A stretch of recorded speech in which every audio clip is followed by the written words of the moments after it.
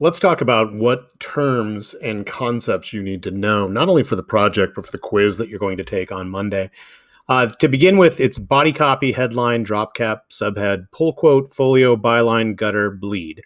Those are the main concepts and terms that you need to know. The InDesign pieces, this one's pretty straightforward, and I'll show you an example on each of these. But the difference between normal mode and preview mode, and then one of the key concepts of placing versus opening. So I want to show you all of those. So let's start first with looking at body copy. Body copy is one of the easier pieces. It's essentially all of the text that makes up the primary article. So that would be mostly the text that's within the columns. So when you look here, this is the body copy. That's what body copy is. Now the headline refers to your opening spread. It's the main piece of text that pulls people into the article. So it's on the opening spread, and it would be the main title that the article is about. So that piece. A drop cap.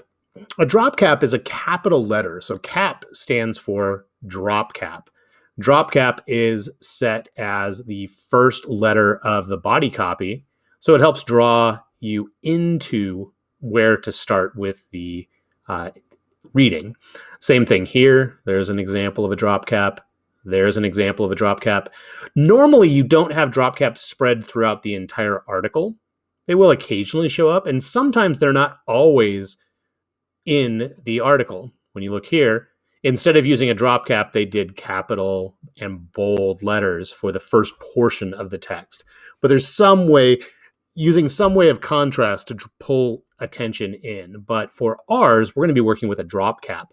The reason it's called a drop cap is it actually is a capital letter that drops into the body copy. So notice how there's 4 lines of text here that it's kicked into. Here, another instance where there happens to be 4 lines. Usually it's between 3 to 5. You usually don't do a drop cap with just 1. And you usually don't necessarily do a drop cap with a lot more. Here's an example of, instead of a drop cap, it's a drop word. Again, pulled down 4 letters, but you see it's dropping into the text. Now, subheadings. Subheadings are used to organize or split up some of the longer portions of your body copy. So right here, conformity in philosophy, Freudian beliefs, fashion and consumerism. What it's doing is it's helping to indicate that this is still part of the main article, but there's different concepts that are being addressed. Now, not every magazine spread will end up having that. Yours will. So we want to be able to stylize them a little bit different. You'll be using 3 to 5 approximately, but you can kind of see they look different than the body copy. Same thing here. Same thing there. So that is what a subheading is. It's, instead of it being the headline, it's sub, meaning below. Think subway, it's below. A pull quote. Pull quotes are used to essentially pull you into the article. So as you're flipping through a magazine, the pull quote is usually larger. And it doesn't have to be a quote necessarily directly from a person. It could, like this one is from a person, but it could be a statement. So here they're using actual quotes, but it's something that was pulled from the article. Same thing here. Here's another example of pull quotes. Usually they're done to break up some of the text and to pull you into the actual article. So like right here, example of a pull quote. All right, the folio. Folio is the page number, and in this instance, it's going to be the name of the magazine. So here, name of the magazine. Sometimes they'll include the date, depending on if they feel that that's important. Like weekly magazines like Newsweek, those usually include the date, but a lot of the other ones do not. So it'd be the name of the article, or sorry, the name of the magazine and the page number.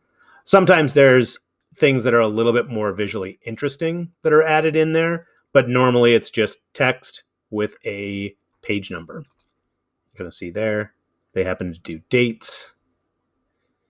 Here, It's the name of the magazine and the page number. So that is a folio. Now the byline. Bylines are just who is this article by? Who authored this article? So byline usually will appear right next to the headline, but not always. Like there's an example of a byline, a little hard to see, but it's down at the bottom. A little byline right there. This one, instead of having a byline, it had the credits line at the end.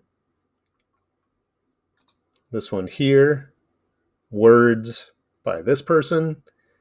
So a byline is who authored the article. Then there's the gutter. The gutter is the empty space between columns of text or between pages. So normally a gutter is going to be that gap between the columns.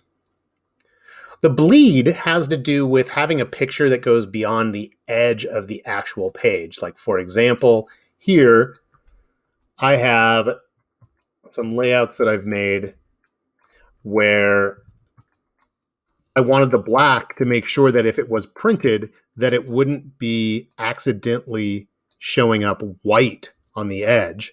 So what's happening is you're like right there, I don't want to have a possibility of there being white. So if I bring that all the way out beyond the edge of the document, that is what's known as the bleed. That's going to be a way to either expand your photos across the edge or a color if you want to make sure that there's a solid color that fills the entire page. So that is what is known as a bleed. All right, and the last couple pieces are right here. So when you're working in InDesign, there's two different primary modes. In fact, let me open up. Actually, I guess I'll just use this one. Down here at the bottom of InDesign, it's toolbar. There is the normal mode and there's preview mode. We use this in the Kong one. We use this in the InDesign instruction videos. You press W and it switches back and forth. Now, preview mode is this one. This is showing you what it's going to look like. It's giving you a preview of what everybody else would see. Normal mode is showing you all of the columns. It's showing you all of the margins. It's showing you the edges of the text boxes. It's showing you the edges of the image boxes. It's essentially showing you the guts of the entire layout when you're in normal mode. It's also showing you this area on the outside that's referred to as the pasteboard. This pasteboard area is a non-printing area, but it allows you to make adjustments to things, have other stuff set up if you wanted to experiment with doing something with a different headline, but you weren't quite sure. You could do something like this, where you duplicate that. You put this one in instead, just to see what it looks like. And then you might decide, nope, I actually like that other one a little bit better. So I'm going to bring that one back. So you have this information on the outside available to you, and it gets saved with the document, but it doesn't get printed. So that's the key thing. When you're in normal mode, it's showing you all of the non-printing things as well as the printed things. When you're in preview mode, it's showing you just the printed material. So no extra lines or anything else that's hidden isn't going to be printed. And the last thing is the concept of placing versus opening. When you go to File and Open in InDesign, over here where it says Readable Files, you'll notice it's only showing InDesign documents. Also has Quark. Yours might be slightly different because I'm using my old version of InDesign. But the idea is this. If I try to go to File and Open, and I know there's images that are in here, but it's not showing up. It's because if I go in here and I try to open up this image, it's not going to let me. It's going to come up with an error saying cannot open JPEG. InDesign may not support the file format. But I want to use that image. It's just a vocabulary difference. You're never opening images. You're placing them. It's a subtle difference, but we'll talk more when we do the image stuff later about why that's super important. But if I want to come in here and grab this image, I can grab the image and place it. And now the image is in the document. You also don't want to just copy and paste a picture into InDesign. Everything needs to go through File and Place. So those are the concepts that you're going to need to know for the quiz. That's the material that's right here on the homepage.